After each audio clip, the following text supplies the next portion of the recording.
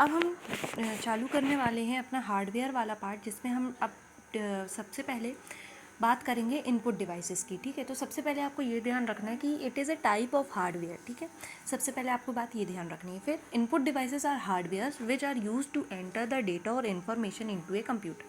ठीक है, input devices help us communicate with computer like asking it to type, draw, speak, play game. जैसे हम input devices की बात करें ना, तो without input devices we can not communicate with computer directly, right. कि हम बिना कीबोर्ड से कुछ टाइप करें, बिना माउस से कुछ क्लिक करें, हम कंप्यूटर को ऐसे छू के, मतलब हम छू के भी नहीं कर सकते। मतलब छूने में जो आप करते हो, जैसे मोबाइल है तो वो टच स्क्रीन जो है ना, वो भी एक इनपुट डिवाइस है ना। जैसे टच स्क्रीन में आप रोक रहे हो तो आप रोकने का कमांड दे रहे हो कंप्यूटर को, है ना। कंप्यूटर के साथ कम्युनिकेट कर रहे हो कि ये वाली फ़ोटो मुझे लाइक करनी है, तो आपने डबल टैप कर दिया। मतलब ये सारी चीज़ है, ठीक है। फिर इनपुट डिवाइसेस जैसे कहाँ कहाँ, मतलब हम बिना इनपुट डिवाइसेस के क्या नहीं कर सकते। देखो, टाइप नहीं कर सकते, क्लिक नहीं कर सकते, है ना, फ़ोन में बात नहीं कर सकते, है ना, पिक्चर ड्रॉ नहीं कर सकते, गेम प्ले नहीं कर सकते, ये कुछ भी नहीं कर सकते। ठीक है, अब हम टाइप्स ऑफ इनपुट डिवाइसेस की बात करेंगे। अब देखो, keyboard, pointing devices, scanner, camera, speech recognition, VCR and microphone, ये सब एग्जांपल्स हैं किसके, इनपुट डिवाइसेस के। तो सबसे पहले हम कीबोर्ड की बात करते हैं। कीबोर्ड को इन्वेंशन किसने किया था, क्रिस्टोफर लेथमैन शोल्स ने इन 1874।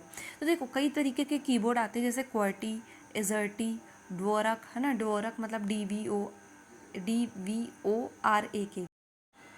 ठीक है, तो कीबोर्ड में कई तरीके की कीज़ होती हैं, जैसे functions keys F1 to F12, space bar होता है।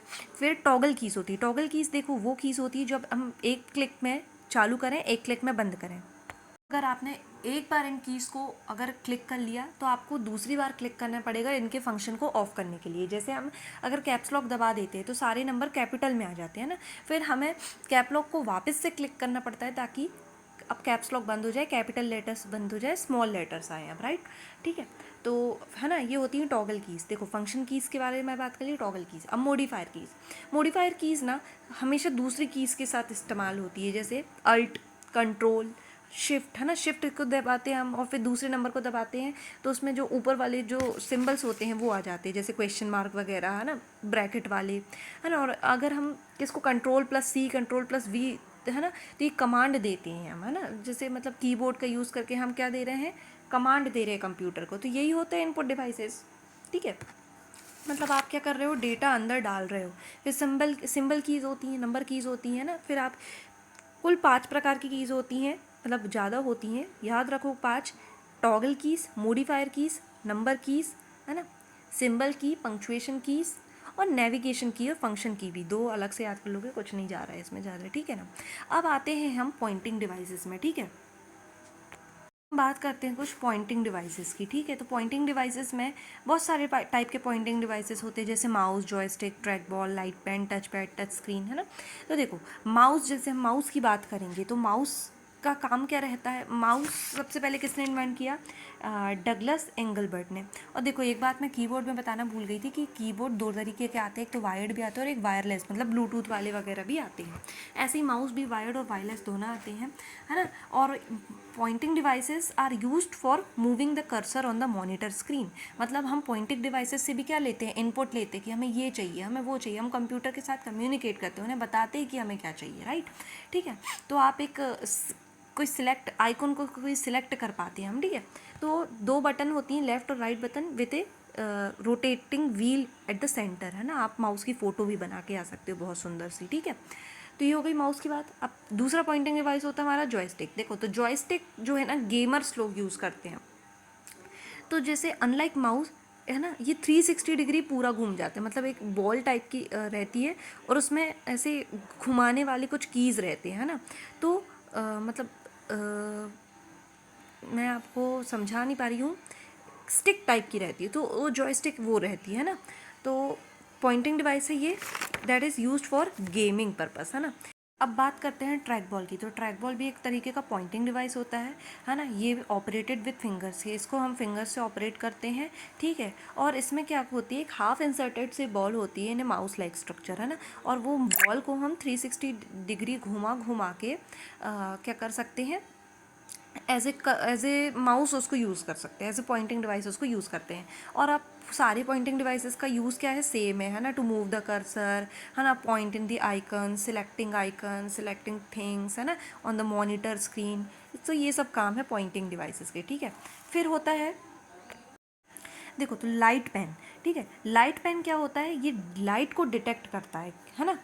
ये फोटो सेल्स का बना रहता है ना। एंड ऑप्टिकल सिस्टम, इसमें क्या होता है, एक ऑप्टिकल सिस्टम होता है जो कि लाइट को डिटेक्ट करके ना ऐसे यूज़ होता है, ठीक है। जैसे वो आजकल कई सारे यूट्यूबर्स जो हैं, टीचर्स जो हैं, वो ये लाइट पेन का ही यूज़ करके क्या करते हैं, अपने बोर्ड में पढ़ाते हैं, ठीक है ना। जैसे ये क्या करता है, सिलेक्ट, ड्रॉ और राइट करवा सकता है क्या हमारे उसमें। देखो, हम माउस का भी यूज़ ना ड्रॉ करने के लिए कर सकते हैं, लेकिन ये उतने अच्छे से ऑपरेटेबल नहीं होता है क्योंकि हमने फिंगर से कर रहे हैं। लेकिन हम लाइट पेन को, ये पेन लाइक स्ट्रक्चर होता है तो ये ईजी पड़ता है ना। It is more easier to draw और to write with a light pen, ठीक है। अब हम बात करते हैं हमारे पॉइंटिंग डिवाइसेस से हट के। वैसे मैंने बहुत सारे पॉइंटिंग डिवाइस बताए आपको, है ना, mouse, joystick, track ball, light pen और टच स्क्रीन। टच स्क्रीन किस में होती है, जैसे हमारे मोबाइल्स वगैरह में, है ना, ये फिंगर्स के जो टच को, सेंसेशंस को वगैरह को, ये फिर मतलब फिर ऐसे पॉइंट में करने में काम आती है। फिर टच पैड, हमारे टच पैड कहाँ होता है, हमारे लैपटॉप्स में यूज़ होता है ना। अब हम बात करते हैं बार कोड रीडर की। बार कोड रीडर आपने कहाँ देखा होएगा, मॉल्स में, शॉप्स में देखा होएगा, ठीक है। ये बार को रीड करता है, और है ना, बार को रीड करता है और उनको नंबर्स में कन्वर्ट करता है। जो डार्क एंड लाइट लाइंस होती है ना, इन ब्लैक कलर, है ना, ये इनको रीड करता है। और इसका यूज़ कहाँ होता है, शॉपिंग मॉल में होता है, प्रोडक्ट वगैरह में लिखा रहता है, ठीक है, बार वगैरह, है ना।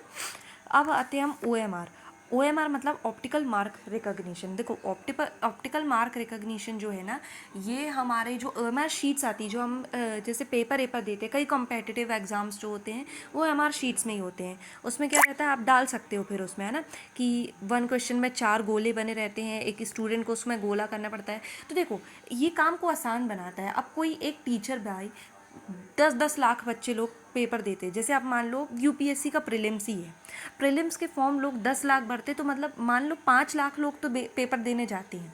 अब मान लो कोई टीचर 5 लाख कॉपी चेक करेगा तो उसको कितना टाइम लगेगा सिर्फ प्रीलिम्स चेक करने में, जिसमें कि 95 या 99% लोग फेल होने वाले हैं, है ना। ऐसे ही तो होता है क्योंकि कट ऑफ ही इतनी हाई जाती है। मतलब कट ऑफ उन लोग का सिस्टम अलग ही रहता है कि 14,000 बच्चों को बस सिलेक्ट करना है, तो 5 लाख, 14,000 5 लाख का कितना परसेंट है, आप बताओ, है ना। तो ऐसा टीचर करेगा। नीट का ही पेपर है, तो नीट के तो कितने सारे बच्चे देते हैं। अब टीचर अगर इनको चेक करने लगे तो कितना टाइम वेस्ट होएगा, बताओ, कितना रिसोर्स वेस्ट होएगा। रिसोर्स मतलब ह्यूमन रिसोर्स कितना वेस्ट होएगा कि टीचर उसी में लगा रहेगा, है ना। कितनी एनर्जी, कितना टाइम, सब वेस्ट होएगा, है ना। और रिजल्ट्स कितने डिले हो जाएंगे, है ना। तो इसलिए क्या आया, OMR सिस्टम आया। अब OMR सिस्टम क्या करता है, ये स्कैन कर लेता है क्वेश्चंस को और जो आंसर तुमने टिक किया है ना। अब जैसे हम लोग जब 10th में थे, तब हमारे भी जो 10th का टर्म 1 था वो पूरा यही हुआ था, MCQ बेस्ड OMR में। तो ये OMR ऐसी मशीन होती है जो आपके सर्कल्स को डिटेक्ट कर लेती है, और अगर सही रहता है तो नंबर मिल गए, नहीं हुआ तो नहीं मिले, है ना। ये होता है OMR वाला सिस्टम। तो हमने बहुत सारे सिस्टम्स की बात कर ली है, इनपुट डिवाइसेस की। अब हम बात करते हैं माइक्रोफोन की। तो माइक्रोफोन क्या करता है, साउंड को डिजिटल फॉर्म में कन्वर्ट कर देता है, ठीक है, साउंड्स जो होती हैं, है ना। और ये यूज़ कैसे होता है, टू रिकॉर्ड साउंड और टू इनपुट साउंड, है ना। कि हमें अगर मान लो कोई सर्च करना है, वॉइस सर्च करना है, तो हम कैसे करेंगे, माइक्रोफोन से। माइक्रोफोन क्या करेगा, हमारे जो साउंड को है वो डिजिटल सिग्नल्स में क्या करेगा, कन्वर्ट कर देगा, डिजिटल फॉर्म में कन्वर्ट कर देगा, और ऐसे हमें इनपुट दे देंगे हम अपने कंप्यूटर या मोबाइल को, और कंप्यूटर मोबाइल हमें आउटपुट देगा, रिजल्ट देगा भाई। फिर MICR magnetic ink character recognition, ये यूज़ होता है किसमें, हमारे बैंकिंग सेक्टर में, फाइनेंस और बैंकिंग सेक्टर में यूज़ होता है ये। क्योंकि ये क्या होता है, रिलायबल और सिक्योर होता है। अब ये काम क्या आता है, रिलायबल और सिक्योर तो होता है। ये क्या करता है, चेक्स को चेक करता है, मतलब चेक्स जो होते हैं ना, बैंक के चेक्स जो होते हैं उनको क्या करता है, ये चेक करता है, ठीक है, MICR। बस इतना ध्यान रख लो कि बैंकिंग और फाइनेंशियल सेक्टर में ये काम आता है। देन ऑप्टिकल कैरेक्टर रिकॉग्निशन, ये क्या होता है ना, जो प्रिंटेड टेक्स्ट होते हैं उसको रीड करने में मदद करता है, ठीक है। और वो कन्वर्ट कर देता है जो ये क्या करता है ना, बेसिकली जैसे आपकी कोई बुक है, उसको ये ऐसे पेन जैसा टाइप के होल्ड करके आप एक एक कैरेक्टर को रिकॉग्नाइज करते हैं और ये टेक्स्ट फाइल में उसको कन्वर्ट कर देता है। ठीक है, तो ये हो गया हमारे इनपुट डिवाइस।